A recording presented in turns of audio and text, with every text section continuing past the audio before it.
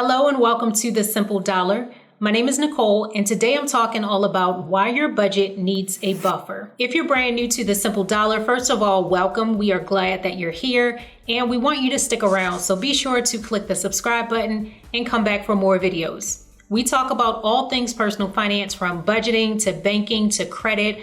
All things personal finance, we got you covered. Also, make sure to swing past the description box because there are tons of resources there that are going to help you as you journey towards financial freedom. But now let's jump into the topic of today's video, which is why you need a buffer in your budget. So first off, having a budget is very, very important regardless of where you are on your journey with your finances. Whether you feel that you don't make a lot of money or you do make a lot of money, a budget is absolutely necessary. So around here at The Simple Dollar, one of the types of budgets that we talk about a lot is the zero-based budget or the zero-sum budget. And basically with this type of budget, all it means is that you assign a specific task or a specific purpose to every single dollar that you earn. When you first start out with your zero-based budget, it can be very tempted in the beginning to be very militant, to leave no room for error. And that is a problem when it comes to budgeting because something always comes up. So before we go any further and talk about some of the reasons why you need to have a buffer in your budget, I do want to say that budgeting isn't always easy. Now, the nuts and bolts of putting a budget together, I do believe that's not very difficult. It's not difficult to actually go through the process of putting your budget down on paper or even on an Excel spreadsheet. But a lot of times it's the mindset behind the budget and those little steps that we need to take every day to make sure that we stay on track of the budget that makes it more difficult. As a successful budgeter, some of the traits that you'll want to have is to be self-reliant and to show some self-restraint. And also having a little bit of fortitude doesn't hurt either. These are traits that are going to help you stick to your budget when it gets tough. Now, a stat that you might have heard of before based on a 2013 Gallup poll is that only about a third of Americans are actively budgeting. Don't be one of those people. Don't fall into that trap. Make sure that you successfully create a budget and stick to it. So let's chat a little bit about why having a buffer in your budget can help set you up for budget success. One component of a successful budget is that you plan for what happens in actual reality. It's very nice to have a budget based around things that you would like to happen, but life rarely ever happens that way. So it's important to have a plan for things that might come up unexpectedly. In other words, your budget needs a buffer. Or basically, it's a couple $100s or a few $100s that you keep in your account to help you stay on track. And here's why.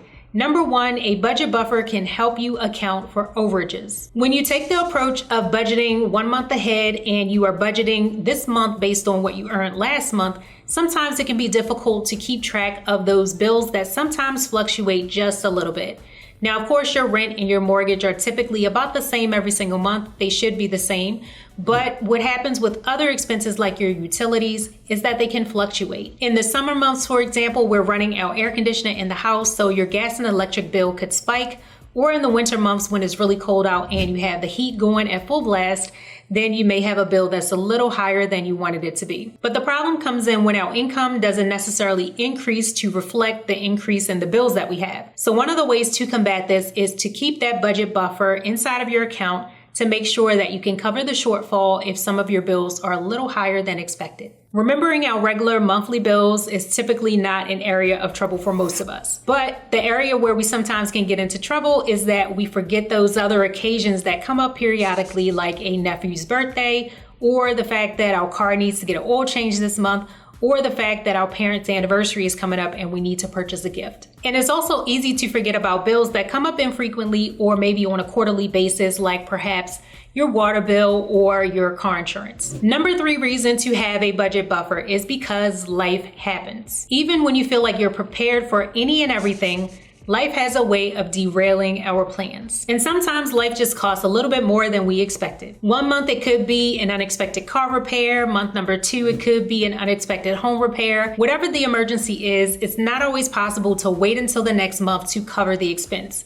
Sometimes you have to be willing and able to fork over that cash right then and there. Having that buffer in your account and also having a miscellaneous line item in your budget can go a long way towards helping you stay on track. And then reason number 4 is because you want to succeed. Aside from having that additional dollar amount in your account as a buffer, it's also a psychological win when you're able to successfully budget in a particular month. And that is a great feeling to have, to know that you can win with your budget and that you can go into the next month and be set up for success. The bottom line here is to make sure that you have a budget. Also, if you don't have a buffer in your account, consider adding one. And don't forget to add a miscellaneous line item to your budget each and every single month to help you be equipped for those unexpected things that do come up. In the comment section below, let me know, are you currently leaving room for error in your budget each month?